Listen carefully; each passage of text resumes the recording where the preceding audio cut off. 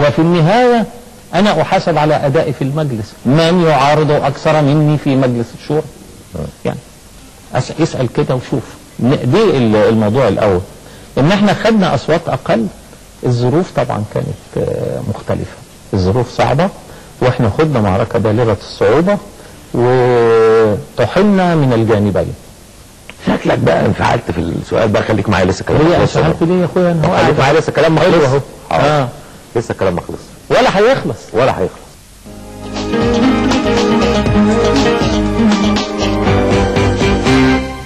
دكتور رفعت، يعني قستوا عندكم قياسات رد فعل الناس؟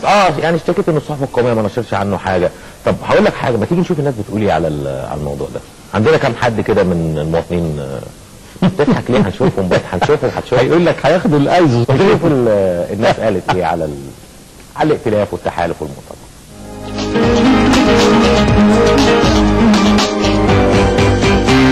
اعتقد ان لا توجد احزاب في مصر، وان المبادرة فاشلة فاشلة فاشلة بكل المقاييس، دون مجاملة دون اي شيء اخر. المبادرة مش هيبقى لها اي صوت، لان هي مالهاش شعبية جامدة في اللون، مالهاش شعبية اساسا، وبالتالي ان هي مش هتفيد الناس في حاجة.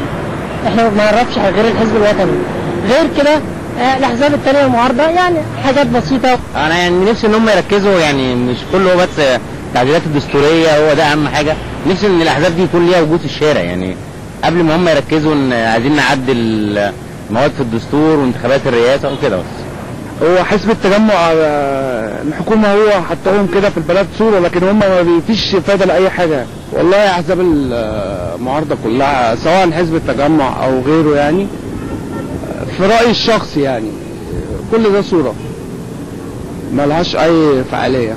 بالنسبة لحزب التجمع انا مش سامع له اي صوت خالص، ولا ليه اي شعبية خالص موجودة.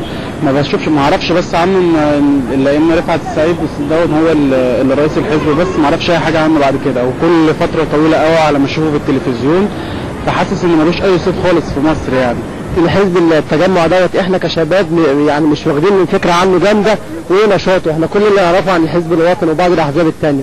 انا من حزب التجمع دوت مش فاهمين اصلا ايه انشطته وايه كلامه، احنا بنسمع كلامه وخلاص، واحنا بنسمع ان هو بينتمي للحكومه، واي حوار بالنسبه ده واي حاجه ليه بتبقى ينتمي للحكومه. فاحنا عاوزين نعرف يعني لو حزب التجمع دوت فعلا حاجه مفيده لينا احنا كشباب او حاجه، احنا مش هنتاخر في حاجه زي كده.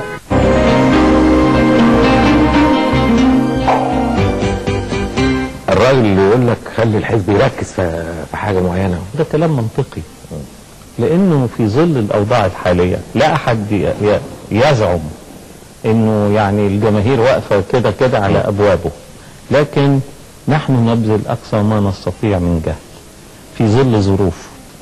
زي ما قلت لك الصحافه القوميه لا تتحدث عنك، والراجل قال بنشوفه في التلفزيون على فترات متباعده، وفي نفس الوقت أنت لا تستطيع أن تندمج مع الحركة الجماهيرية لا في مسيرات ولا في مؤتمرات ولا شيء، لأنه ممنوع.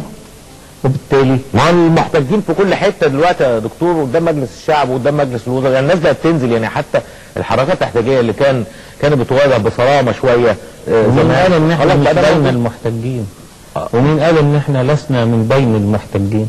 ما احنا محتاجين. لا انت بتقول ان الظروف صعبه، خلاص التعامل مع الناس في الشارع بقى سهل. يعني في فرق كبير بين حق التظاهر وبين حق الاحتجاج، انك تقف تلم 20 30 واحد ومش اكتر، او 50 واحد وما تزودش علشان ما يجريش وتقفوا قدام مجلس الشعب او قدام مجلس الدولة احتجاجا على القرار اللي اخذه مجلس الجمعية العمومية لمستشار المجلس، وهو تعيين المرأة في تعيين المرأة قاضية، وهو قرار مفزع بالمناسبة. يعني انتهز الفرصة لأقرر انه قرار مفزع. انتهزت الفرصة. خلينا بقى في موضوعنا بقى. لا انتهزت خلاص يعني. انتهزت الفرصة؟ طيب ما تنتهزش انت الفرصة وتقص. لا ما بتقصش. طيب اذا احنا عندنا حدود للحركة. هذه الحدود بنحاول نستخدمها الى اقصى مدى. وانا عايز اقول حاجة، انه انت طلبت من الناس انه يعرفوا يعني الاحزاب دي تعديل الدستور وبتاع وحاجات زي كده. احنا مش بس بتوع تعديل الدستور، احنا بتوع المطالبة بحقوق المواطنين، مطالبة بحقوق متكافئة للمرأة والرجل، حقوق متكافئة للمسلم والمسيحي على التجمع يعني. وحقوق متكافئة كمان للفقير والغني، بتعليم أفضل، بصحة أفضل، بضرائب تصاعدية، بلقمة الخبز. ولا يعني معركتنا الحقيقية بقى اللي هي ازاي نخلق القناة التي يمكن عبرها أن يتحول النضال من أجل تعديلات دستورية وتشريعية أفضل إلى عمل جماهيري، حيث تشعر الجماهير أن الشفافية والديمقراطية هي السبيل لخبز أفضل وحاجات زي كده. طب أنا بس هنا عايز أخد من كلامك، لأنه البعض بيشوف مثلا أنه الأحزاب فشلت في أنها تفرز شخصيات تصلح للترشيح للانتخابات الرئاسية اللي هي السنة الجاية، لكن قريت لك كلام انه التجمع لوحده يقدر يرشح 20 واحد يصلحوا لخوض الانتخابات. اكيد انت واحد منهم طبعا يعني. مين ال 20 دول؟ انا عايز نعدهم بالاسماء يعني ولا لا عيب. لا عيب. انا عايز اقول حاجة لاني لا احب ان استثني احدا من زملائي المكتب من 20 يمكن كتير يعني. انا عايز اقول يعني ايه عندنا الامكانية ان نرشح انفسنا في ظل المناخ الحالي. عملية الترشيح مغامرة وانت داخل في معركة صعبة، الا اذا تحقق شيء مهم، هو اولا التكافؤ جوهر الديمقراطية، الفرص المتساوية للمنافسة بين الجميع، يعني بين جميع المرشحين تقصد سوية. يعني انا ما اطلعش بس في كلام مسؤول، لكن اذا المرشح هذا او ذاك طلع ساعتين في التلفزيون يبقى لازم كل مرشح زيه يطلع ساعتين في التلفزيون، ولا يجوز ان يستمر احد اكتر من الثاني. الاسبوع اللي فات كان معانا الدكتور محمود اباظه، وانت الاسبوع ده معانا. طب ما فيش حد في الحزب الوطني اهو. ما انت لا يعني الحزب الوطني واخد كل القنوات الثانيه كل البرامج الثانيه، يعني مش هي قضيه البرنامج ده. لا، وانا بتكلم بشكل عام. الانفاق لازم يبقى متكافئ يعني وهكذا. اذا تحقق ده هيبقى فيه فرص لمنافسة حقيقية، مش منافسة صورية. المنافسة ما كانتش حقيقية، وواحد اكتفى بانه طبع كارت على فكرة، وانا محتفظ بالكارت ده لانه دمه خفيف. كاتب واحد مرشح يعني؟ اسم رئيس حزب، بدل ما يقول رئيس حزب كذا قال المرشح لرئاسة الجمهورية بقى موقع في 2005. يعني فاحنا عايزين انتخابات رئاسية تليق بالموقع وتليق بمصر. انت ايه بتبرر بقى يا دكتور رفعت انه السنه دي في انتخابات الشورى وانتخابات مجلس الشعب، ومع ذلك في ضغيط وكلام كتير قوي على الانتخابات الرئاسيه اللي هي لسه السنه الجايه. ده قفز فوق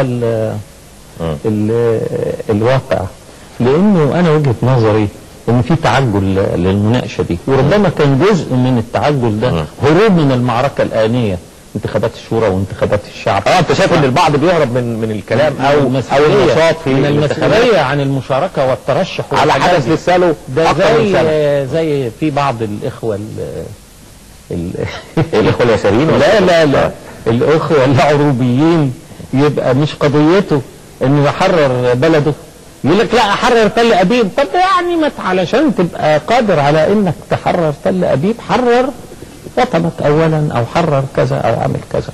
فانا القضية هي اننا ندخل انتخابات الشورى ونؤمل ان تكون انتخابات الشورى شفافة بحيث تكون قادرة على ان تشجع المواطنين على الترشح لانتخابات الشعب، ونؤمل ان تأتي انتخابات الشعب وفق قواعد شفافة ووفق امكانيات متكافئة ووفق احترام للصوت ان يوضع في صندوقه ولا يخرج منه ولا يدخل الى صندوق الاخر اي اصوات اخرى.